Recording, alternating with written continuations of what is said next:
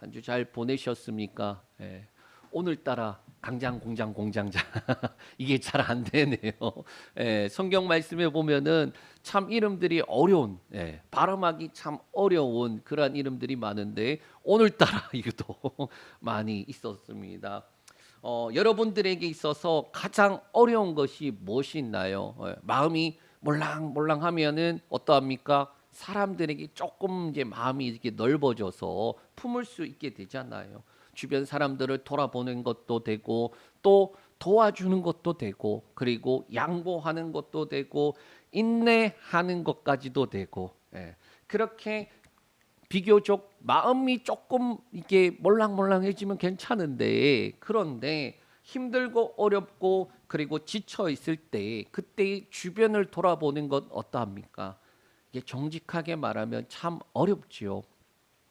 2000년에 개봉한 영화 중에 이런 영화가 있습니다. 아름다운 세상을 위하여라는 영화예요. 이 영화를 보면은 이제 사회 선생님이 아이들에게 숙제를 줍니다. 어떻게 하면 아름다운 세상을 만들어 갈 것인가.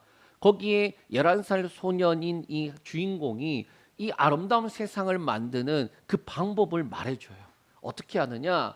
한 사람이 세 명에게 도움을 주는 거예요. 자, 이 도움은 어떤 도움이냐? 이 세 사람이 할 수도 없는 그거를 이 한 사람이 각자 맞게끔 도와주는 거예요. 그러면 이 도움을 받은 사람이 어떻게 하느냐? 또 다른 세 사람에게 도움 받은 대로 도움을 주는 거예요. 그러니까 이렇게 하면은 몇 번만 지나면은 이 도시가 바뀐다라는 그 이야기를 하는 겁니다. 이게 사실 사람들이 그 장면을 제가 보니까 이게 말이 돼 이런 표정인데 이 사회 선생님만큼은 그 아이의 말을 기울였던 거예요. 그리고 실질적으로 이 아이가 어떻게 하느냐? 실질적으로 그 작은 희생을 시작하고 도움을 주기 시작하는 거예요. 그랬더니 그 도움받은 사람이 나도 너의 도움에 동참하겠다. 그래서 또 다른 세 명에게 그리고 도움받은 사람들이 또 다른 세 명에게 이렇게 확산되어져 가는 영화예요. 참 세상을 아름답게 하는 게 사실 그렇게 크게 대단한 것부터 시작이 아니라는 거예요. 우리는 뭔가 이렇게 대단한 것들을 하고 뭔가 업적을 이룰 만한 그러한 큰 일을 해야지 세상이 바뀐다고 생각하지만 한 사람의 헌신으로부터 한 사람의 그 도움으로부터 한 사람의 시작으로부터 시작한다라는 거예요. 오늘 우리가 같이 살펴보고 있는 이 11장과 12장의 말씀, 이 11장, 12장에서 많은 사람들이 어디에 주목하느냐? 12장 뒷부분에 있는 성벽 봉헌식에 집중을 해요. 그러니까 뭔 말이냐? 앞에 있는 것보다 뒤에 나오는 하나님 앞에 이런 것들을 우리가 이루었고 드립니다. 이 봉헌식에만 집중을 해요. 왜냐하면 그게 어떻게 보면은 드려지는 거고 예배고 그리고 모든 것에 마침이 되는 그러한 것이기 때문이에요. 조금 표현을 바꾸면 이런 것이죠. 가장 아름답게 드러나는 것인데, 그런데 11장 12장 말씀을 보면 드러나지 않는 것부터 작은 것부터 시작을 해서 거기에 즐거움까지 가는 단계가 있더라라는 거예요. 오늘 말씀 보면은 제목을 제가 한 두 번 바꿨어요. 무너진 것을 세우는 헌신이라는 제목을 썼다가, 그런데 그게 시작이지. 그 시작이 어디를 향하느냐? 무너진 것들을 세우는 즐거움.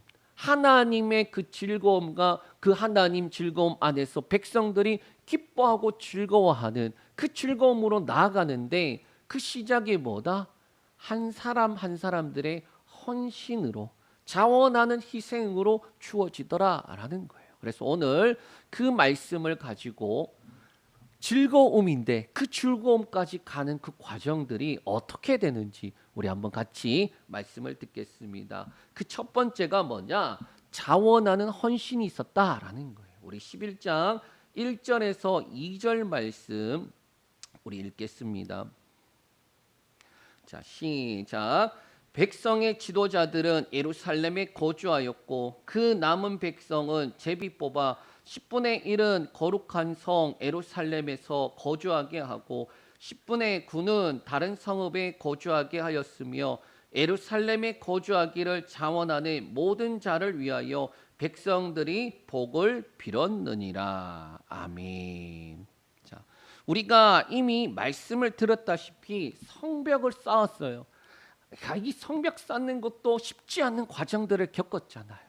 그런데 이 쉽지 않는 과정을 겪어서 결국에는 성벽이 완공이 되었어요. 그런데 뭘 못했느냐? 하나님 앞에 드리는 이 완공 예배, 이 예배를 드리지 못했던 거예요. 이 봉헌식을 못했는데 그 이유에 대해서 11장 1절부터 시작하는데 그 내용이 이렇게 됩니다. 1절에 보니 백성의 지도자들은 예루살렘에 거주하고 남은 백성은 제비를 뽑아서 10분의 1은 예루살렘에, 나머지 10분의 9는 다른 곳에 거주하게 하는 거예요. 제가 이 말씀을 이렇게 보는데 조금 이해가 안 되더라고요. 자, 백성들의 지도자들은 예루살렘에, 그리고 제비 뽑아서 10명 중에 1명만 예루살렘에 거주하게 한다. 이 예루살렘이 뭔가 중요한 곳이니까 다들 예루살렘에 살려고 하니까 그렇게 한 것 아닌가, 그 생각이 들었단 말이에요. 자, 예를 들면 이런 거예요. 오늘날에도 지역 불균형을 이야기할 때에 수도권에 우리나라 전체 인구의 50%가 살고 있어요. 제가 한번 알아보니까 이렇게 되더라고요. 잠깐 표를 보면은 서울에 960만 명이 사는데 전체 인구의 18.4%, 경기 지역만 따지면은 1,416만 2천 명 정도 가량 되기 때문에 27.2%, 인천까지 합치면 인천은 297만이라서 5.7%. 요거 다 합치니까 어떻게 된다? 2,610만. 그래서 약 50.7%가 이 수도권에 살고 있다라는 거예요. 그 참 신기하죠. 우리나라 바로 위에 뭐가 있습니까? 북한이 있고 북한과 아주 인접한 곳에 수도 서울이 있다라는 거예요. 그런데도 불구하고 많은 사람들이 수도권에 또는 서울에 살려고 그렇게 합니다. 왜? 서울이 중심이기 때문이에요. 자, 그런데 11장의 내용을 보면 성전이 재건되었고, 그러니까 예루살렘에 성전이 있고, 그 다음에 그 성전을 보호하고 둘러주는 성벽이 세워지니까, 그러면 많은 사람들이 예루살렘에 살려고 지금 그러는 거 아닌가, 그런 생각이 든단 말이에요. 그런데 그게 아니라는 거예요. 실제로는 그게 아니라는 거예요. 지금 우리 입장에서 보면은, 아니 예루살렘에 성전이 있고 그리고 이제 그 성전을 둘러주는 성벽까지 완성이 되었으니까 나도 예루살렘에 살아야지, 그 생각을 하는데 이 당시의 사람들은 그러지 않았어요. 그러면 왜 지도자들이 그리고 제비를 뽑아서 10분의 1만 그 예루살렘에 거주하게 됐느냐? 이게 자기들의 헌신인 거예요. 그러니까 예루살렘에 산다는 게 좋은 게 아니에요. 잘 생각해 보면은 두 번째 귀환을 할 때에 뭘 하지도 못하고 성벽만 쌓았단 말이에요. 그러니까 자기 집에 돌아가서 집을 짓고 그 다음에 농사를 하고 씨를 뿌리고 해야 되는데 그건 하나도 못하고 지금 성벽만 쌓았단 말이에요. 성벽을 얼마나 빨리 쌓았던지 방해들이 있었지만 52일 만에 쌓았단 말이에요. 그러고 난 다음에 뭘 해야 됩니까? 아니 이제 성벽도 쌓았으니까 내 밥그릇은 내가 챙겨야 되지 않겠냐고. 집을 세워야 되고 그 다음에 빨리 씨를 뿌리고 그래서 농사를 지어서 먹고 살아야 되는데 또 예루살렘에 거주하란 말인가? 예루살렘에 거주해서 뭘 해야 되느냐? 성전을 지키고 보호하고 그 다음에 예루살렘 안을 방어하고 수비하는 일을 해야 됐단 말이에요. 그 일들을 누가 자원을 했느냐? 지도자들이 먼저 자원을 해요. 그리고 그 중에 10분의 1은 뽑혔지만은 그 뽑혔어도 가서 자원을 합니다. 그 명단들이 쭉 나오는 거예요. 막 세워진 예루살렘에 식량도 주택도 없는, 그리고 농경과 목축을 주도하던 이들에게 아무것도 없는데 뭐만 있느냐? 희생만 강요되는 곳이 바로 예루살렘이었다라는 거예요. 그런데 2절에 보니까 자원하는 자들이 있었다라는 거예요. 그러니까 말씀을 보면서 여러 가지 생각이 들더라고요. 아니 저 사람들은 분명히 고생할 걸 뻔히 아는데 그런데 자원을 안 해. 저들이 자원을 할 때에는 대가 지불이라는 걸 분명히 계산을 했을 텐데 그런데 자원을 안 해. 그 성경이 2절에 뭐라고 돼 있느냐? 그 자원하는 자들에게 백성들이 복을 빌었다라고 말하고 있어요. 얼마나 큰 희생인 줄 알기 때문이에요. 내가 가야 되는데 난 그만큼의 힘이 없기 때문에 자원하는 너를 위하여서 내가 해줄 수 있는 건 복을 비는 거다. 오늘날 성도들이 작은 교회로 잘 안 가려 그래요. 좋은 시설과 건물 그리고 좋은 신앙 프로그램이 있는 교회에서 신앙생활하고자 합니다. 예, 맞아요. 예. 그런데 우리 교회도 마찬가지로 최근에 이제 예배 드리는데 몇몇 분이 이렇게 머리만 딱 내밀어요. 문 살짝 열고 머리만 싹 내밀고 보니까 다 보이잖아요, 우리. 예. 그러니까 쏙 가는 거예요. 예. 작은 상가교회 며칠 앉아서 예배하고 또 바로 코앞에는 목사님이 있네. 얼마나 부담스러운지. 예. 그래서 가는 거예요. 예. 작은 교회에 와서 예배의 자리, 봉사의 자리 지킨다는 거 예. 얼마나 힘든 건지 저는 알아요. 예. 그리고 반대로 그런 자리를 지키겠다고 앉아 있는 우리 사랑하는 성도님들 보면은 기도할 수밖에 없는 거예요. 하나님, 저들이 하나님 앞에 예배하고 그리고 주어져 있는 삶의 자리가 복되게 해달라고. 예. 여러분의 예루살렘은 어디일까요? 여러분들이 주어져 있고 그리고 맡겨준 자리 또 부름받은 자리가 부담스러워서 회피하거나 피하고 있는 자리는 어떤 겁니까? 하나님 앞에 분명히 말씀 따라서 행해야 되는데 부담스러워서 피하는 자리. 또 하나님께서 나에게 맡겼는데 그래서 부담스러워서 피하는 그 예루살렘의 자리가 어디 있나요? 성벽은 완성하고 봉헌하기 전에 안팎으로 그렇게 불완전한 그때에 누군가는 있었는데 그 누군가들은 자원하는 자들이었다라는 거예요. 그러면 이들이 자원할 수 있었던 것이 뭔가? 자신들의 모든 것들을 다 쏟아부으면서 그래서 희생을 해야 됨에도 불구하고 그들이 자원하는 자리에 있을 수 있는 이유는 맨 마지막에 나와요. 그게 뭐냐? 하나님의 그 즐거움의 주인공으로 참여할 수 있다라는 그거 하나.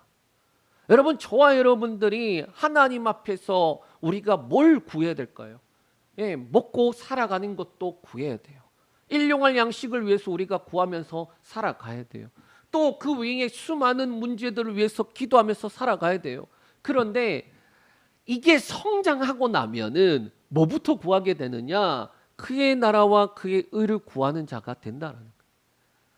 먹고 마시는 거 구하는 거 너 나빠. 너 왜 하나님의 나라와 그의 의를 구하지 않니? 아니요. 성장하고 나면 먹고 마시는 것보다 가치 있는 것. 그리고 하나님 앞에서 가장 영광스러운 게 뭘까? 하나님의 즐거움에 참여하는 자리에 내가 주인공으로 서는 거예요. 이 자원하는 자들은 내가 지금 희생하고 포기해야 될 것이 많지만은 그러나 그 영광스러운 자리에 주인공으로 함께 서게 돼요. 이게 뒤에 나오거든요. 우리 한번 볼 텐데 세상에는 그렇게 말할 거예요. 지 밥그릇도 못 지키면서 뭔 교회냐.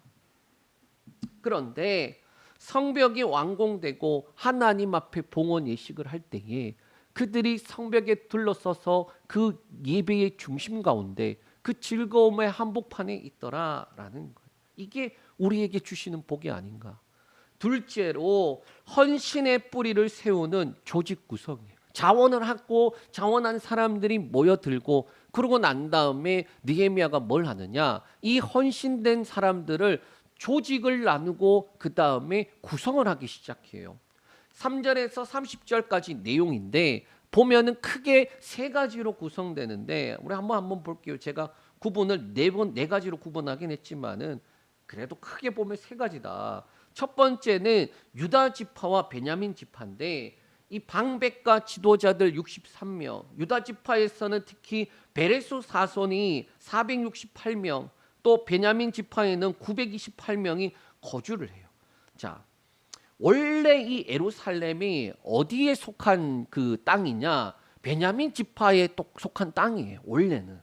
그래갖고 요수아가 기업을 분배해 줄 때에 이 예루살렘은 누가 가지게 되느냐? 베냐민 지파예요. 우리 요수아서 18장 28절 말씀 우리 한번 보겠습니다. 자, 읽겠습니다. 셀라와 엘렉과 여부스 곧 예루살렘과 기브핫과 기럇인이 14성읍이요 또 그 마을들이라. 이는 베냐민 자손이 그들의 가족대로 받은 기업이었더라. 아멘. 자, 그런데 다윗이 왕이 되고 난 다음에 어떻게 하느냐? 이 예루살렘을 정복해요. 그러니까 베냐민 지파가 정복하지 못한 땅이었어요. 그러니까 기업으로 받았지만은 그들을 정복하지 못한 그때에 이 다윗이 왕이 되고 난 다음에 그들을 정복하고 그 땅을 수도로 삼기 시작하는데 사무엘하 5장 6절에서 7절 말씀 우리 한번 보겠습니다. 자, 읽습니다. 왕과 그와 부하들이 예루살렘으로 가서 그 땅 주민 여부스 사람을 치려 하매 그 사람들이 다윗에게 이르되 네가 결코 이리로 들어오지 못하리라. 맹인과 다리 저는 자라도 너를 물리치리라 하니 그들 생각에는 다윗이 이리로 들어오지 못하리라 함이나 다윗이 시온산성을 빼앗았으니 이는 다윗 성이더라. 아멘. 그러니까 워낙 산이 이렇게 산으로 둘러싸여 있는 성이다 보니까 우리를 너네가 온다고? 안 돼, 너네. 지금 그 이야기 하는데 어떻게 합니까? 다윗이 그 성을 정복해 버려요. 그리고 그 성을 시온성이라고 말하면서 다윗 성으로 그렇게 바뀌게 됩니다. 자, 그러다 보니까 원래 기업이 베냐민 지파인데 그런데 유다 사람들이 어떻게 보면 왕이 있으니까 왕 주변에 있어야 되잖아요. 그러니까 유다 사람들도 많이 자신의 기업 있고 그 땅으로 거주를 하는 거예요. 네. 별장 지어서 거주하는 것과 똑같이 원래 집은 딴 데 있고 그리고 그 기업을 이어갈 수 있도록 하는데 이곳으로 와서 거주를 하는 거예요.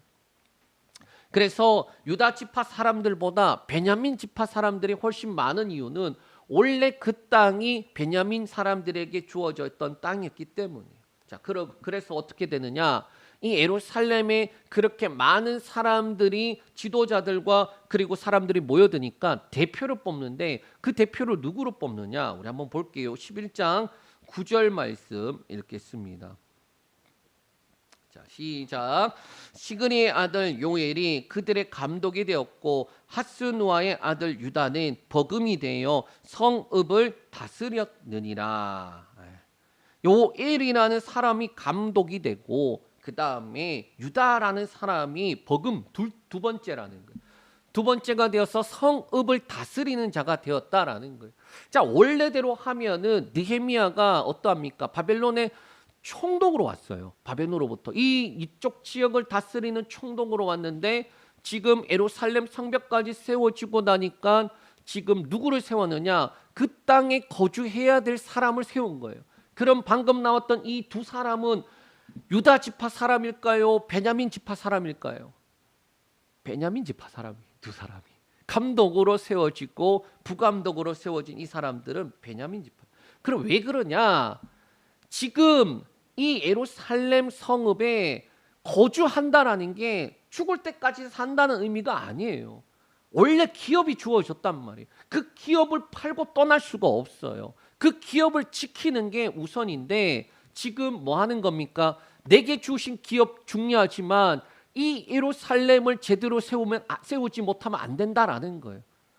이 기업이 중요하지 않아서가 아니라 이 기업을 세워야 될 의무도 중요하지만은 뭐가 중요하냐? 하나님의 성전과 하나님께서 주신 이 터를 세우지 못하면은 내 기업이 무슨 소용이 있냐라는 거예요.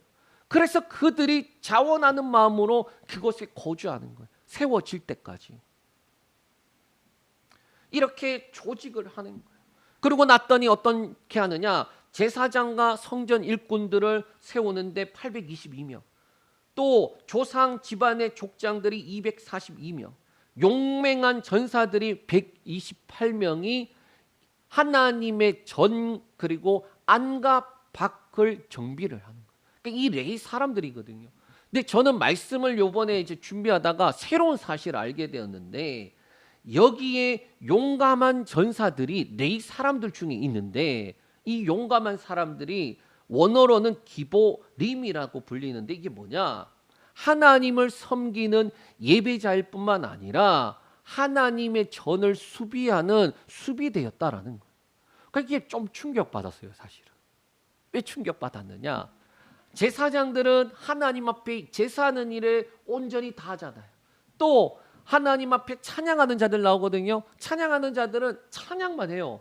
그런데 이 사람들은 하나님 앞에 예배하는 일도 할 뿐만 아니라 그들이 동시에 칼을 들고 지키는 일들을 하더라는 거예요. 그래서 제가 이걸 보면서 무슨 생각이 들었느냐? 우리 사랑하는 성도들, 평신도 사역자들이 바로 이런 역할을 하지. 하나님 앞에 예배하는 일에 쓰임 받을 뿐만 아니라 자신에게 주어져 있는 터를 지키기 위해서 적극적으로 싸워나가는 그러한 전사들의 모습이지. 맞아. 평신도들의 모습이 바로 이 모습이지. 목사들은, 목회자들은 예배하고 그리고 거기 길에 전무하지만은, 그러나 성도들은 어떠합니까? 하나님 앞에 예배하는 일에, 봉사하는 일에, 충성하는 일에 적극적으로 하면서도 동시에 칼을 들고 그것을 지키는 일들을 하니 얼마나 귀한가. 이 모습을 보면서 막 머릿속에 그려지는 거예요. 하나하나 조직들이 이렇게 세워지고 그 속에서 두 가지 일을 겸하면서 뭐 하느냐? 정말 소수 정예와 같이 그 충성된 자들이 있었구나라는 거예요.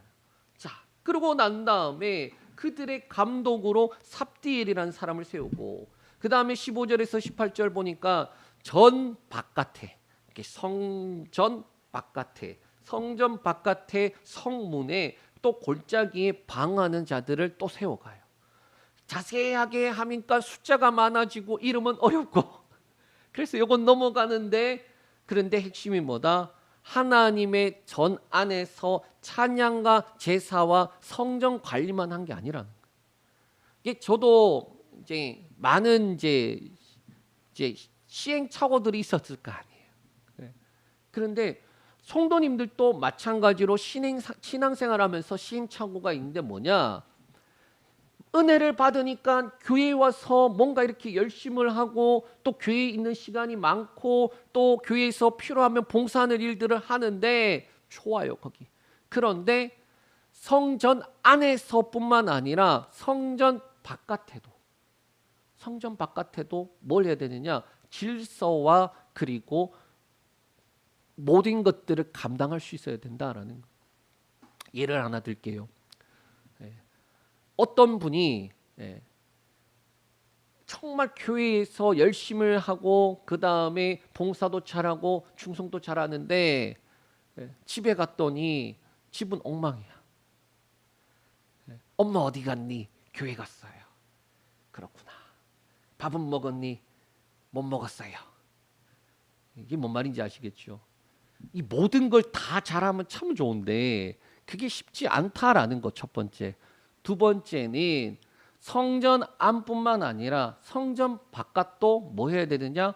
올바르게 질서와 조직을 세워서 균형 있게 잘 세워져 가야 된다라는 거예요. 지금 여기의 모습은 지금 성전 안뿐만 아니라 성전 바깥, 그리고 성문과 성 바깥까지 둘러서서 질서를 잡아가는 모습을 본다라는 거예요.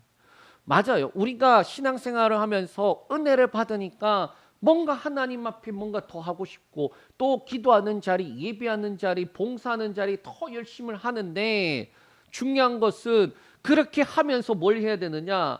그 지경이 넓어져야죠.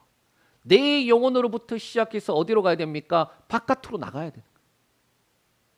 조금 더. 교회 와서는 성도고 교회 바깥 나가면은 아무개고 이러면 안 된다는 거예요. 이해되시죠? 이 질서를 하나하나 잡아가고 있더라라는 거예요. 그리고 36절에 이렇게 말합니다. 우리 36절 말씀 읽겠습니다. 유다에 있던 레위 사람들의 일부는 베냐민과 합하였느니라. 아멘. 유다와 베냐민 지파 사람들이 질서들을 다 잡아가는 주축이 되고, 그리고 레위 사람들이 거기에 더하여지는 모습이에요. 그리고 난 다음에 이 모든 것들은 안과 바깥을 세워가는 모습 가운데 있다라는 거예요. 저와 여러분도 마찬가지죠. 하나님, 우리의 안과 바깥이 조직과 질서가 잡힌 것처럼 균형 있게 성장할 수 있도록 해달라고. 내 영혼이 건강하게 잘 살아간다면 하나님, 내 영혼이 잘된 같이 범사가 잘 되고 강건해야죠. 하나님, 내게 주어져 있는 지경이 복되어져야죠. 내 영혼이 복된다면 내 삶의 지경도 복되어져야죠. 하나님, 그렇게 확장되는 사람들 되시길 축복합니다. 자, 여기에 말씀을 요약하면 이렇게 돼요. 지도자들, 그리고 성전 안과 바깥의 조직, 그 다음에 통합 지도자들이 세워지고 난 다음에 마지막에 뭐냐? 지방 성읍으로 파견을 보내는까지 과정이 이렇게 되거든요. 자, 이거 보면은 무슨 생각이 제가 들었느냐? 사도행전 1장 8절 말씀이 떠오르는 거예요. 사도행전 1장 8절 우리가 잘 아는 말씀입니다. 너희에게 성령이 임하시면 너희가 권능을 받고 예루살렘, 온 유다, 사마리아 땅 끝까지 이르러 내 증인이 되린다라는 거예요. 그러니까 어디서부터요? 예루살렘부터, 온 유대부터, 사마리아부터, 그리고 땅 끝까지 퍼져 나가는 그 내용이에요. 지금 이 느헤미야서에 나오는 오늘 읽은 말씀을 보면 예루살렘, 그 다음에 유다, 그 다음에 사마리아 땅 끝까지 안에서 바깥으로 가까운 데서 먼 곳으로 퍼져나가는 모습을 볼 수 있다라는 거예요. 교회를 세울 때도 마찬가지입니다. 그냥 교회가 세워지나요? 아니에요. 개척을 해보니까 교회가 그냥 세워지는 게 아니에요. 교회 간판만 달면 세워지나요? 아니에요. 자원하여 헌신된 자들의 피와 땀 위에 세워지는 거예요. 교회는 목사 혼자서 북치고 장구치고 한다고 아니에요. 자원하는 자들이 있어야 돼요. 그들의 피와 땀의 위에 교회가 안에서 바깥으로 퍼져나가고 가까운 데서 먼 데로 확장되어져 가더라라는 거예요. 이어서 셋째로 모든 것 위에 정결함이 필요하다라고 말씀하고 있습니다. 우리 12장 26절에서 30절 말씀 읽겠습니다. 자, 시작. 이상의 모든 사람들은 요사닥의 손자 예수야의 아들 요아김과 총독 느헤미야와 제사장 겸 학사 에스라 때에 있었느니라. 예루살렘 성벽을 봉헌하게 되니 각 처에서 레위 사람들을 찾아 예루살렘으로 데려다가 감사하며 노래하며 재금을 치며 비파와 수금을 타며 즐거이 봉헌식을 행하려 하며, 이에 노래하는 자들이 예루살렘 사방들과 느도바 사람들의 마을에 모여들고 또 백길갈과 게바와 아스마웻 들에서 모여들었으니, 이 노래하는 자들은 자기들을 위하여 예루살렘 사방의 마을들을 이루었음이라. 30절. 제사장들과 레위 사람들이 몸을 정결하게 하고 또 백성과 성문과 성벽을 정결하게 하니라. 아멘. 자, 26절은 모든 것을 다 조직하고 난 다음에 이렇게 말씀하는 거야. 모든 걸 다 조직하고 난 다음에 요 조직할 때는 누가 있을 때에 요사닥의 손자 예수의 아들 요아김이 있을 때, 총독 느헤미야가 있을 때, 그리고 제사장 겸 학사 에스라가 있을 때에 이 모든 것들을 이루었다라고 끝마치고, 그러고 난 다음에 뭐라고 말하냐? 예루살렘 성벽 봉헌하는 식을 이제 시작한다라고 말하는 말씀이에요. 자, 그래서 먼저는 어떻게 하느냐? 레위 사람들을 이 성벽 봉헌하는데 먼저 다 불러 모아요. 그러니까 레위 사람들은 예루살렘에 있는 자들뿐만 아니라 주변에 있는 레위 사람들은 다 끌고 모아요. 그리고 뭐 하느냐? 찬양하는 자들로, 예배를 준비하는 자들로 다 세웁니다. 그러고 난 다음에 30절에 보면 어떻게 되느냐? 몸을 정결하게 하고 또 백성과 성문과 성벽을 정결하게 하니라라고 말씀하는 거예요. 자, 외형적으로 재건만으로는 부족하다라는 거예요. 성전 세워지고 그다음에 한참 시간 지나서 성벽 세워지고 이제 이 성벽이 다 세워졌다. 조직도 다 완료되었다라고 해서 이제 하나님 앞에 드려지는 시간인데, 그런데 우리의 생각으로는 이야, 저 성벽 세워졌네. 예루살렘이 이제 예루살렘 같아 보이네. 그런데 뭐가 빠졌다? 정결하게 하는 게 빠졌다는 거예요. 그러니까 아무리 외형적으로 껍데기가 다 있다 하더라도 정결함이 없으면은 하나님께 드려지는 것이 안 된다라는 거예요. 잘 한번 생각해 봐요. 제가 그 시골에 이제 지나가다 보면 도시에는 그런 건물이 잘 없거든요. 어떤 게 있느냐? 시골인데 가면은 앞에는 멀쩡해요. 3층으로 보이거든요. 앞에 멀쩡하게. 그런데 좀 지나가다 보면 측면이 보이잖아요. 앞에는 멀쩡한데 측면을 보면은 그 건물이 허접해. 뭔지 아시죠? 그러니까 앞만 멀쩡하고 뒤에는 어떻게 되느냐? 그 외형 그대로 갖추지 못하고 좀 축소되고 왜소하단 말이에요. 그러니까 겉만 멀쩡한 거예요. 그러니까 우리가 마찬가지로 이 내용에서 핵심이 뭐냐? 아, 다 드려지고 다 조직되었어. 그러면 완성된 게 아닌가? 껍데기가 다 완료가 됐으면은 이제 하나님 앞에 드리면 되는 게 아닌가? 그런데 핵심이 뭐라고 말하느냐? 정결하게 하는 거. 그러니까 우리가 신앙생활 하면서도 제일 쉽게 간과하는 것 중에 하나가 뭐냐? 하나님 앞에 내가 드리는데 받으시겠지. 하나님 앞에 내가 와서 찬양하는데 받으시겠지. 하나님 앞에 내가 예배 드려주는 거지. 아니라고 말할 수 있나요? 아니라고 말할 수 없어요. 하나님 앞에 받으시는 예배가 뭐냐? 하나님이 받으시는 예배가 뭐냐? 성경에서 쭉 말씀하고 있는 게 레위기서가 그 말씀입니다.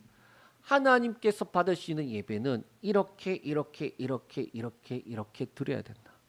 근데 거기서 제가 제일 놀랐던 게 감사제와 소원제 드릴 때예요. 자원에서 드리는 거잖아요.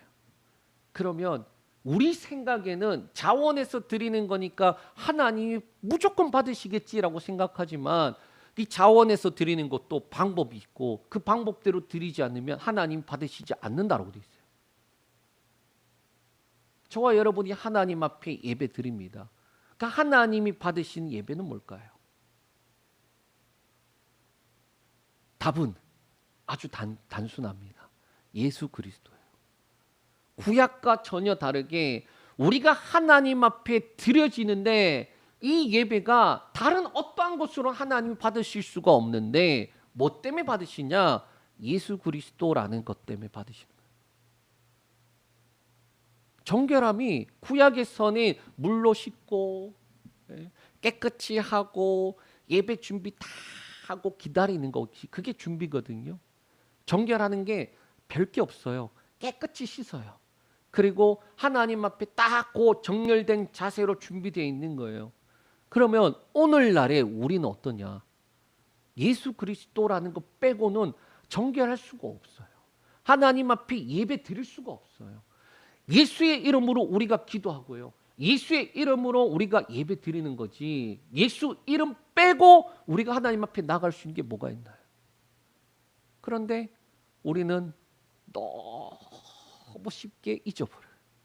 나의 어떠한 조건, 나의 어떠한 모습, 나의 어떠한 상태. 괜히 주일 앞두고 조금 더 착한 일 하려고 하는 분들이 있어요. 조금 내가 교회 나오기 전에 예배 드리기 전에 싸웠어. 괜히 교회 와서 이제 예배 드리게 되나 말아야 되나. 이 상태로 예배 드리면 뭐 하는 받으시나 마나. 아니요. 우리의 어떠함이 아니라 예수 그리스도 그분 때문에 우리를 받으시는 거예요. 지금 오늘 이 부분이 사실 핵심이에요. 모든 거 다 세워지면 뭐하니? 하나님이 받으시는 건 정결함이에요. 보잘것없어 보여도 뭐만 있으면, 정결함만 있으면. 마찬가지예요. 교회도 마찬가지예요. 정말 작잖아요. 우리 어제 같이 이야기하면서 그랬죠. 예, 저기 큰 교회는 우리보다 한 10,000배는 커 보인다고. 예, 제가 좋아하는 교회고 축복하고 사랑하는 교회예요. 또 동시에 우리 교회는 더 말할 것도 없겠죠. 그러면은 다른 어떠한 게 아니라 예수가 있느냐 없느냐가 중요한 거예요. 크냐 작냐보다도 이 교회에는 예수의 이름의 능력이 나타나는가, 우리 가운데 예수의 생명이 나타나는가, 그게 핵심이지 그 이상 그 이하도 아니라는 거예요. 껍데기만 있으면은 하나님이 받으시는 예배가 안 된다니까요. 봉헌식에서 아니 그렇게 성벽을 쌓은 이유가 뭐야? 하나님 앞에 드려지지 않는다면 그게 무슨 소용이 있냐. 지금 성경이 말씀하는 내용이 그 내용이다라는 거예요. 이 부분을 제가 준비하다가 뭐가 떠올랐느냐. 옛날 이 생선이 떠올랐어요. 이 생선의 이름을 아시는 분이 있을지 모르겠지만은 이 생선의 이름은 묵어라는 거예요. 묵어.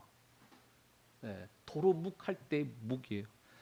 아시다시피 선조가 피난을 가는데 먹을 것이 없어갖고 그 지방 행정관이 이제 이 묵어를 구워다가 줬단 말이에요. 그랬더니 배고픈 나머지 너무 맛있게 먹고 이 이름이 뭐니? 그랬더니 묵어입니다. 이름이 어둡잖아. 아니 이렇게 맛있는 생선이 왜 이름이 그따구냐? 은어라고 해라. 은어. 은은 자. 은어라고 해라. 그러고 난 다음에 나중에 황궁을 하고 난 다음에 그 묵어 그 맛있었던 생선이 생각난 거예요. 그래서 그 진상을 하라 그랬더니 맛을 봤는데 어땠나요? 별로 맛있지가 않아. 그래서 뭐라는 거예요? 도루묵이라고 해라. 그래서 도루묵인 거 도루묵. 이 정결 예식의 절차, 물로 씻고 하나님 앞에 제사 드리고 그리고 기도와 축복으로 마치는 이 예배. 그런데 정결함이 없으면 말짱 도루묵이라는 거예요. 성벽 세우면 뭐하니? 하나님께 드려지지 않은 말짱 도루묵이라는 거예요. 하나님 앞에 자원하고 그리고 하나하나 조직해 나가면 뭐하니? 하나님 앞에 드려지지 못하면 말짱 도루묵이라는 거예요. 묵찬, 기찬, 설기찬이라는 말 들어보셨습니까? 예배 순서가 묵찬, 기찬, 설기찬, 묵도, 찬송, 기도, 찬송, 설교, 찬송, 설교, 기도, 찬송, 그 다음에 설기찬이니까 그렇죠, 찬송. 그러고 끝나는 거죠. 이 근원은 뭐냐? 예수 그리스도로 정결하게 된 자녀들이 하나님 앞에 온전히 드려지고 다시 세상으로 파송되는 거예요. 묵찬, 기찬, 설기찬이 예배입니다가 아니라 예배의 목적이 뭐냐? 예수 그리스도 안에서 정결한 자녀들이 하나님 앞에 드리고 그리고 세상을 향해 파송되어서 나가는 거예요. 느헤미야는 어떻게 보면 수많은 빌드업, 하나 차곡차곡 세워져 가는 목록 속에 어디를 향하기 위함이냐? 우리 한번 말씀 볼게요. 42절에서 43절 말씀 읽겠습니다. 42절에서 43절. 자, 시작. 또 마세야와 스마야와 엘르아살과 우시와 요하난과 말기야와 엘람과 에셀이 함께 있으며 노래하는 자는 크게 찬송하였는데 그 감독은 에스라히야라. 이 날에 무리가 큰 제사를 드리고 심히 즐거워하였으니 이는 하나님이 크게 즐거워하게 하셨음이라. 부녀와 어린 아이도 즐거워하였으므로 예루살렘이 즐거워하는 소리가 멀리 들렸느니라. 아멘. 우리가 읽진 않았지만은 이 봉헌식 준비하는 모습을 보면요, 성벽에 한쪽 편에 사람들 쭉 올라가요. 또 반대편에도 쭉 올라가요. 그리고 앞에 찬양대들이 쭉 있고 하나님 앞에 예배를 시작하는 거예요.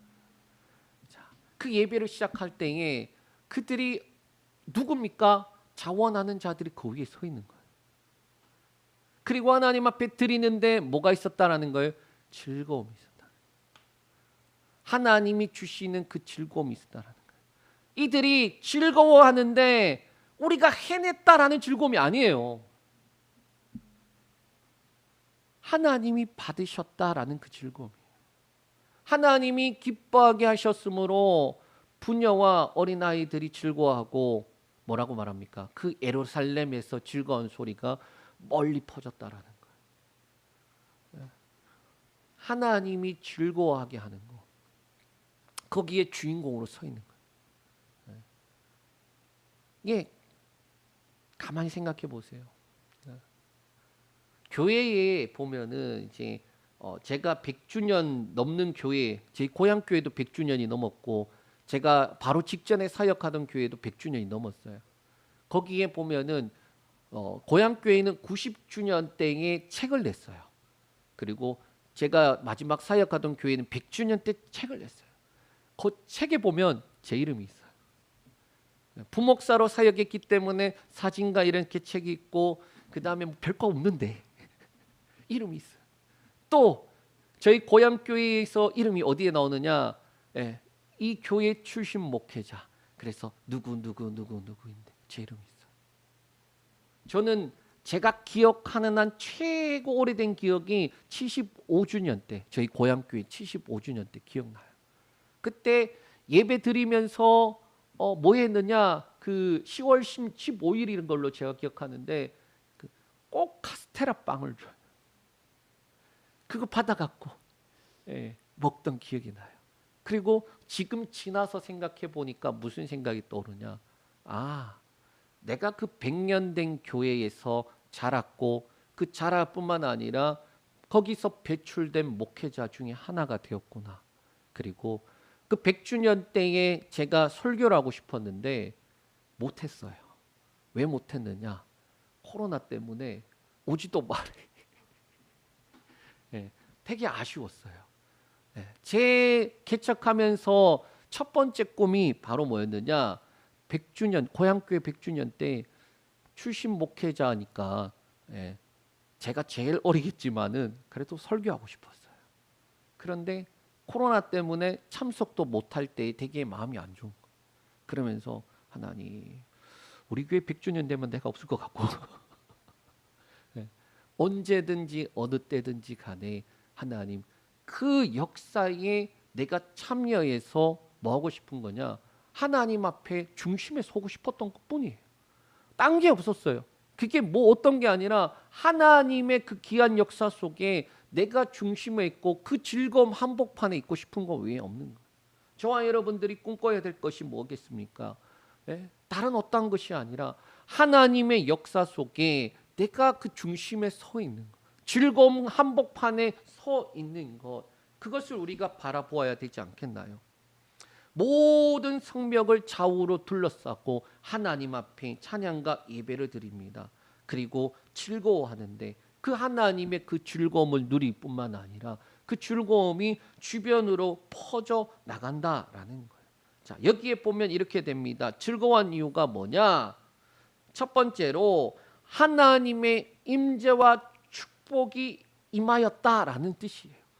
즐거움, 하나님의 그 즐거움이 뭐냐? 하나님의 축복과 임재가 임하였다. 이 말은 하나님이 인정했다라는 거예요.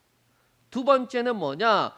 예배가 내적인 기쁨으로만 그치는 것이 아니라 멀리 퍼져 나갔다라는 거예요. 43절 후반부에 예루살렘에 즐거워하는 소리가 멀리 들리느냐라는 거예요. 우리의 예배도 마찬가지예요. 그러니까 요즘 이제 새로운 기도 제목이 생긴 게 뭐냐? 하나님, 사람들이 오가면서 이게 간판이 큰데 왜 안 보일까요? 우리 교회가 하나님 보일 수밖에 없는데 왜 안 보일까요? 하나님, 사람들의 눈을 열어주세요. 우리의 찬양이 들려지게 해주세요. 우리가 외치는 예배가 그들에게 들려지게 해주세요.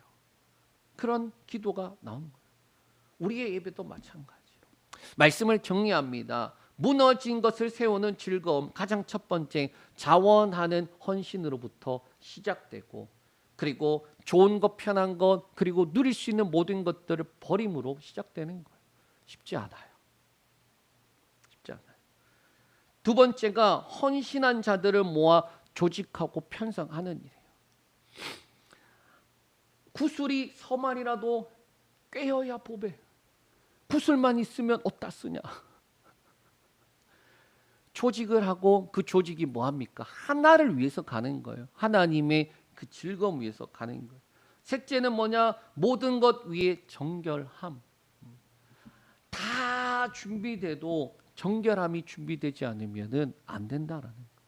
다 세워졌어도 하나님 앞에 우리가 올바른 모습으로 서 있지 않으면 안 된다라는 거예요.